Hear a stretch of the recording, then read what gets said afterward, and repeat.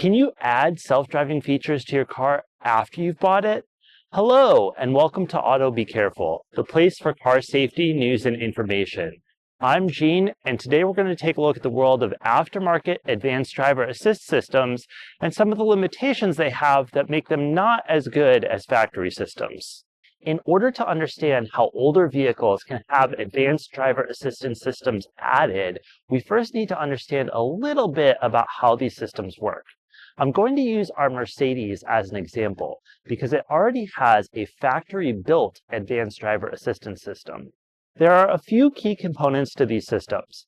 The sensors on the outside of the vehicle that detect where the vehicle is in relation to its surroundings, the controls on the inside of the vehicle that adjust the speed and position of the vehicle, and a computer to make it all work together. The computer is designed to take the data from the sensors on the outside and use that to adjust the speed and position of the vehicle. For example, if the computer determines that the vehicle is too close to the right side of its lane, it will adjust the steering wheel to go left. If the computer determines that the vehicle is too close to the object ahead of it, it will release the accelerator pedal and possibly even apply the brake. Let's take a look at these systems, starting with the sensors that the vehicle uses to detect its surroundings. There are several different types of sensors, including radar sensors, LiDAR sensors, and even cameras. Radar sensors are quite common since they're typically used as parking sensors. The sensors use sound to determine how far the sensor is from an object. They basically emit a sound and measure how long it takes for the sound to bounce off an object and return back to it. The longer it takes, the farther away the object is. LiDAR sensors do basically the same thing, only using light waves instead of sound waves. Cameras are a little bit different since they can also detect things like changes in color, which is critical when looking for lane lines. Since lane lines are the same distance from the car as the road, radar and LiDAR aren't as effective here. Cameras work similar to the eyes in our head, so they're pretty critical to these systems.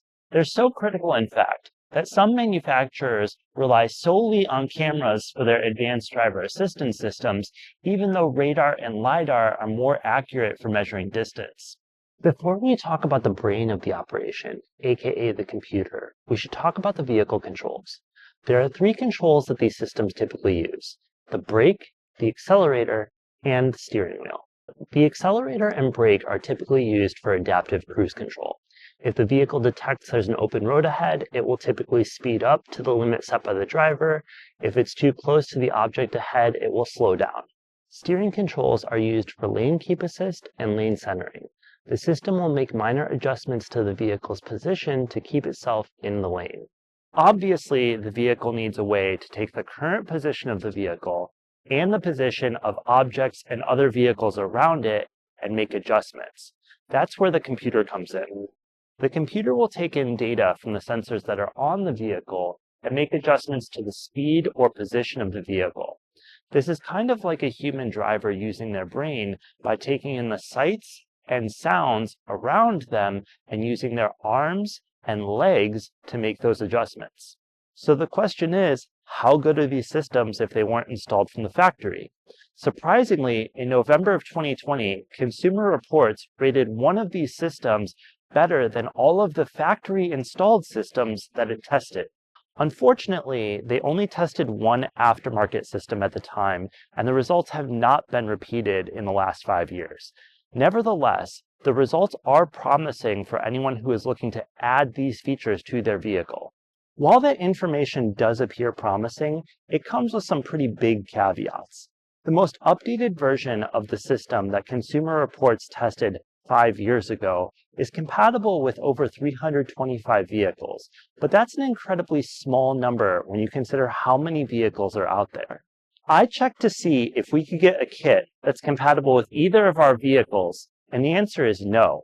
The system is compatible with Subaru Outbacks made from 2020 to 2022, but since ours is a 2017 model, it doesn't work. It's even worse for Mercedes, as it doesn't appear the system is compatible with any Mercedes at all. Fortunately, there are systems that support a wider range of vehicles. Some systems even support vehicles as far back as 1996, although the features that they support aren't nearly as advanced as the ones we just discussed. Many of these systems are limited to warnings, like blind spot monitors, parking sensors, forward collision warnings, and rear cameras with cross-traffic alerts. None of these systems will take control of any vehicle input to actively assist the driver in operating the vehicle. Part of the reason for this limitation is more modern vehicles have additional technology built in that allow these systems to integrate deeper into the controls of the vehicle. For example, if someone wanted to integrate lane keep assist or lane centering into a vehicle from the 1980s, it would be extremely difficult to do because those vehicles do not have the ability to control the steering electronically. These older vehicles only have mechanical steering controls, which means in order to control the steering, the system will need to add a motorized mechanism in order to physically turn the wheel. Those types of systems are incredibly difficult to develop, manufacture, and install. Let's say you want to get one of these systems and you find one that is compatible with your vehicle. While it may be better than having no driver assistance at all, it's not going to be as accurate as a factory installed system. To illustrate this, let's take a look at the forward-facing camera that's used in both factory and aftermarket systems. If the camera is installed at the factory, it knows exactly how far away it is from the front of the vehicle. In an aftermarket system, the camera has to account for a variety of hood lengths. That means one of two things. Either the system is going to be limited to vehicles that already have built-in sensors like parking sensors that it can tap into in order to better judge distance, or it's going to be less accurate than factory systems. In the first case, it means that the system may not be compatible with your vehicle. In the latter case, it means that the system may misjudge distance by a couple inches, which could be the difference between a collision and no collision. While these systems are seeing demand right now, with many of today's vehicles being offered with advanced driver assistance systems built in, the market for these aftermarket systems is getting smaller and smaller and smaller. One of the more popular versions of these systems even cited this declining demand when they ceased operations of their aftermarket system in March of 2024. This was a huge blow to the market, since this was one of the few systems that was compatible with vehicles as far back as 1996. But the manufacturer decided to shift focus to systems that were sold directly to vehicle manufacturers, which are more profitable. The reality is, these systems can be both expensive and complex to purchase and install, have limited compatibility or a limited feature set, and be less accurate than factory installed systems. With all this in mind, and the steady increase of vehicles with factory supported systems streaming into the used car market, it's no wonder that car buyers are choosing factory installed systems over aftermarket ones.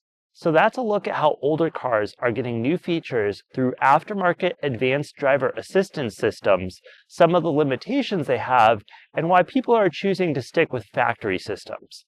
As always, thanks for watching. I hope you learned something. And if you like this video, be sure to click the like button below and subscribe to see more content like this.